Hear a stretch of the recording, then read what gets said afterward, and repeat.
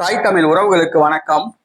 மதிமுக பொதுச் செயலாளர் குடியரசுத் தலைவர் வேட்பாளர் ஆகின்றார் என்ற தலைப்பில் இந்த காணொலியை காண்கிறோம்.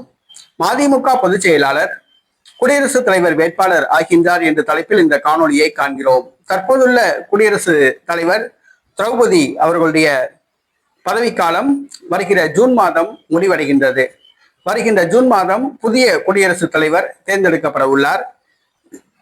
தேசிய ஜனநாயக கூட்டணி மற்றும் இந்தியா கூட்டணி கட்சிகள் வேட்பாளரை நிறுத்தும். தற்பொழுது இந்தியா கூட்டணி குடியரசுத் தலைவர் வேட்பாளர் யார் என்ற ஒரு கேள்வி எழுந்துள்ளது.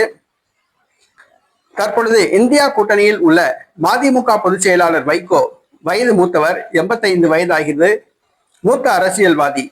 அவரை குடியரசுத் தலைவராக்க வேண்டும் என்று மதிமுக சார்பில் நெருக்கடி கொடுப்பதாக கூறப்படுகிறது.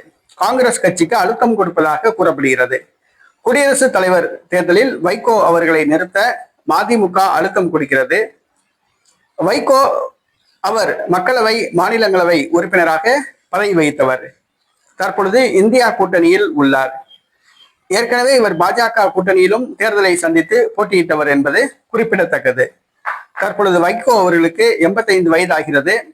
அவரை குடியரசுத் தலைவர் வேட்பாளராக அறிவிக்க வேண்டும் என்று மதிமுக சார்பில் காங்கிரஸ் கட்சிக்கு அழுத்தம் கொடுக்கப்படுகிறது. அவரை குடியரசுத் தலைவர் வேட்பாளராக நிறுத்தினாலும் கூட வருகிற குடியரசுத் தலைவர் தேர்தலில் இந்தியா கூட்டணி தோல்வியடையும் என்பது குறிப்பிடத்தக்கது. ஏனென்று சொன்னால் பாஜக கூட்டணிக்கு அதிக சட்டமன்ற உறுப்பினர்கள், பாராளுமன்ற உறுப்பினர்கள் உள்ளார்கள். காங்கிரஸ் கட்சிக்கோ இந்திய அளவில் குறைவான சட்டசபை உறுப்பினர்களும் பாராளுமன்ற உறுப்பினர்களும் தான் உள்ளனர். தற்போது தேசிய ஜனநாயக கூட்டணிக்கு தான் வாக்குகள் அதிகம் உள்ளது. இந்த தேர்தலில் எம்எல்ஏ, எம்பிக்கள் மட்டும்தான் வாக்களிக்க தகுதி பெறுவார்கள். அப்படி பார்க்கும்போது தற்போதுள்ள சூழ்நிலையில் தேசிய ஜனநாயக கூட்டணி நிறுத்துகின்ற வேட்பாளர் தான் வெற்றி பெறுவார். இந்தியா கூட்டணி நிறுத்துகின்ற வேட்பாளர் தோல்வி அடைவார்.